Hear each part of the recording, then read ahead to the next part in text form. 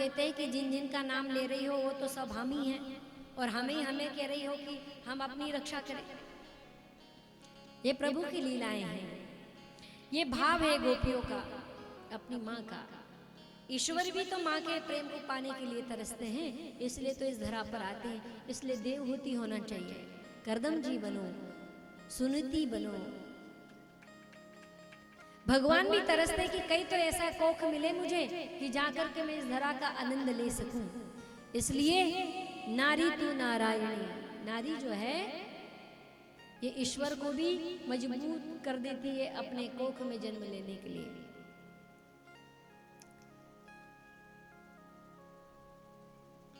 नारी तू रचना की खानी, बड़ा सुंदर भजन गाया है एक संत ने, सुनाई क्या?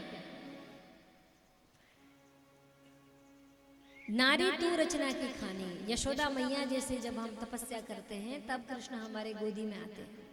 इसलिए इस भारत भूमि में तो जन्म लेने के लिए ईश्वर भी तरसते हैं। इसलिए ऐसे बनो, ऐसे ग्रस्त बनो कि परमात्मा को आना पड़े हमारे ग्रस्त जीवन में। जितेंद्रिय बने, देव जैसी मति हमारी हो, इसलिए भगवान भी आ जाए हमारे घर। तू नारी सब रचना की खानी, नारी सब रचना की खानी, नारी सब रचना की खानी, नारी सब रचना की खानी, नारी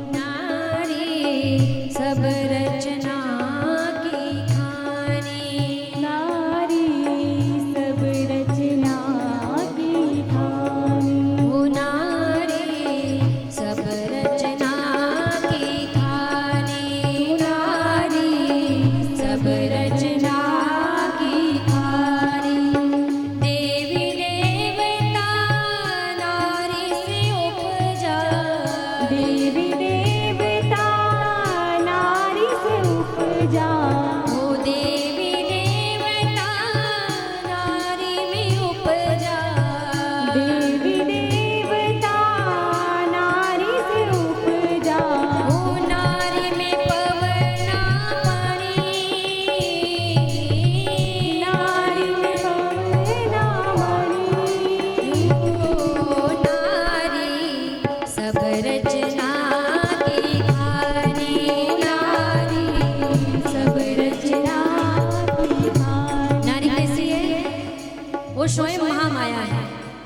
वो ब्रह्मा विष्णु महेश आदि समस्त देवी देवताओं को भी शरीर धारण करा देती है। वो नारी है, वो महामाया है। इसलिए देवी देवता नारी में उपजत, नारी में पवना पानी हवा, ये पंच महाभूतों को भी रचना करने की वाली कौन है?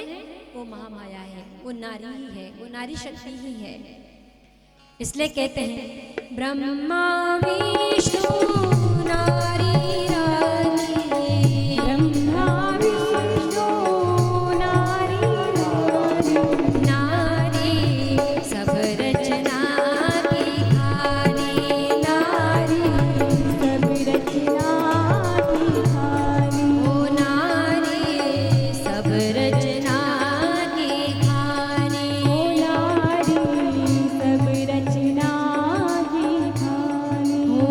ब्रह्मा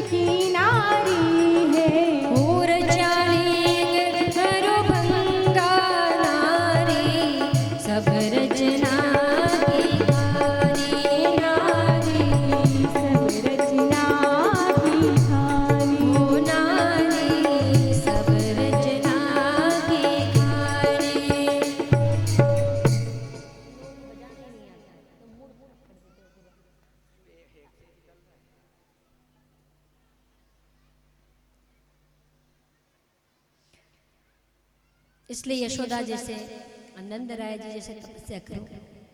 नंद और यशोदा मैया कौन है? ये वसुंधरा। इन्होंने बहुत तपस्या की और तपस्या के द्वारा भगवान से प्रार्थना की कि प्रभु आपकी जो बाल लीला है उसका हम दर्शन करना चाहते हैं। सो भगवान जन्मे तो कई और, लेकिन नंद और यशोदा के घर अपनी बाल लीलाएं की। तो बाल लीला के दर्शन करके ये नंद और यशोदा कृतकृत्य हो गए। इसलिए गृहस्थ ऐसा हो, संयमित हो। आगे और कथा आएगी, क्योंकि कथा का एक अपना आध्यात्मिक दृष्टिकोण होता है। एक तो लीला है और एक है अध्यात्म। सबसे पहले भगवान जब जन्म लेते हैं तो अज्ञान का ही सबसे पहले नाश होता है।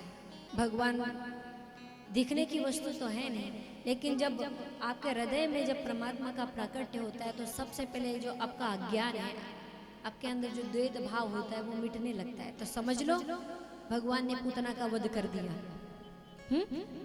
हम थोड़ा सा अध्यात्म को भी समझते चलेंगे लीला के साथ साथ। तो भगवान की बड़ी सुंदर तरीके से कवच किया, भगवान को स्नान कराया माँ ने। स्नान करा करके दूध पिला करके माँ ने लल्ला को पालने में सुला दिया। इतने में नंद राय जी आ गए। जब देखा कि बगीचे में बड़ा लंबा चौड़ा देह पड़ा हुआ है तो सारी घटनाक्रम गोपों ने सुनाया। तो भैया इतने बड़े देह को कैसे जलाए? तो कुलाड़ी से उसके टुकड़े टुकड़े किए गए पूतना के शरीर के, और टुकड़े टुकड़े करके पूतना के शरीर को यमुना जी के तट पर चीता बना करके जलाया गया। अब जलाया गया तो भागवत में लिखा है कि जो धुआं निकला उसके शरीर से, तो उस धुएं में कैसी खुशबू आ रही, जैसे अगर किसी ने जला दिया हो, चंदन से खुशबू बहने लगी। तो कह रहे भाई इतनी खुशबू कहां से आ रही है? उस धुएं से। अरे क्यों न हो, जिसने भगवान को दुग्ध पान कराया, जो गति देवकी और यशोदा को मिलनी चाहिए वो गति पूतना को भगवान ने प्रदान कर दी राक्षसी होने के बाद। इतना दयालु और कहां मिलेगा? पर अपने विष पिलाने वाली को भी मां की गति प्रदान कर दी। वो करुणा में वो कृष्ण ही हो सकते हैं। विमान आया, विमान में बैठ करके पूतना भगवान के वैकुंठ धाम को चली गई। परमात्मा ऐसे करुणामय है, अपने शत्रु को भी वो अपने शरण में ही स्थान देते हैं। बोलिए वृंदावन बिहारी लाल की। भगवान ने पूतना का जब वध कर दिया, सभी घबराए हुए थे कि बड़ी अद्भुत बात है। देखो इतनी भयंकर राक्षसी का स्पर्श होने के बाद भी ये लाला को कुछ नहीं हुआ। ये तो जरूर कोई देवीय बल लेकर के ये पुत्र प्रकट हुआ है नंद जी का। गांव में बातें होती है ना, तो उसी प्रकार बातें होने लगी। धीरे धीरे धीरे 6 महीने बीत गए। 6 महीने बीते तो भगवान ने पहली करवट ली। तो माँ ने जब देखा तो बड़ी खुश हो गई कि मेरे लल्ला ने पहली करवट ले ली है। बाबा सुनते हो लाला के बाबा, मैं उत्सव मनाऊंगी करवट बदलने का। बोले मना, कमी तो कुछ थी नहीं। ब्राह्मणों को बुलाया गया, स्वस्ति वाचन हुआ। बोले मैं उस समय जचके में थी तो ठीक से मैंने गोपियों को कोई उपहार भी नहीं दे पाई। सो मेरी इच्छा है कि मैं अब आराम से इन सबको उपहार दूंगी। तो पूरे घर में भोजन बनाया जा रहा है, बड़े बड़े हार, गौवे, सब गोपियों को, महिलाओं के अपनी जो भी सामान देना होता है। भीड़ भाड़ लगी, सब जय जयकार कर रहे हैं। मैया ने सोचा कि घर में भीड़ भाड़ बहुत हो गई है तो एक काम करती हूँ, लाला को निला धुला करके जो है सुला देती हूँ। तो मैया ने भगवान को निलाया, श्रृंगार कर दिया, मोटा मोटा काजल आंखों में लगा दिया, भगवान सो गए। लेकिन घर में वह महिलाएं जब होती है, एक है तो ठीक है, 2 है तो भी ठीक है, लेकिन 3 हो गई तो फिर समझ लो कोई चौथा पुरुष उसमें है भी या नहीं पता ही नहीं चलता। कितनी इतनी सरल होती है। ऐसी डूब जाती है जैसे दुनिया है ही नहीं उनके लिए। तो मैया ने सोचा कि लाला उठ जाएगा, सो भगवान को क्या किया, बाहर छकड़ा रखा हुआ था, भगवान को पलने में झूला करके छकड़े के नीचे उस पलने को माँ रख आई। अब माँ उसको रख तो आई, भगवान सोए हैं, छोटे छोटे छोटे बच्चे उसके भगवान के पालने के पास खेल रहे हैं। माँ इधर लगी है, कोई आता है, मैया मेरे को ये चाहिए, लेकिन यशोदा उसको कहती ले जा, मेरे लाला से बड़ा नहीं है। ब्राह्मण स्वस्ति वाचन कर रहे हैं, इधर यशोदा मैया सबको कुछ न कुछ देने में लगी है। ऐसे करते करते दोपहर बीत गई, माँ कन्हैया को भूल गई। ऐसे ही हमारे साथ भी होता है, हम अपने ग्रह के जीवन में, गृहस्थ जीवन में इतना डूब जाते हैं कि भगवान को भूल जाते हैं। फिर भगवान क्या करते हैं, अब वो छकड़े पे जब नीचे पलना है और उस छकड़े पर रखे हुए थे दूध दही माखन भरे पड़े थे, तो भगवान रोने लगे। अब ऐसा कहते हैं सभी कथाकार लोग कि उसके ऊपर सत्तासुर नाम का राक्षस आकर के खड़ा हो गया था, बैठ गया भगवान को मारने के लिए, लेकिन वहां कोई राक्षस नहीं था। एकली सकट कहते हैं छकड़े को, और छकड़े पे दूध दही रखा था और उसके नीचे भगवान को रख दिया।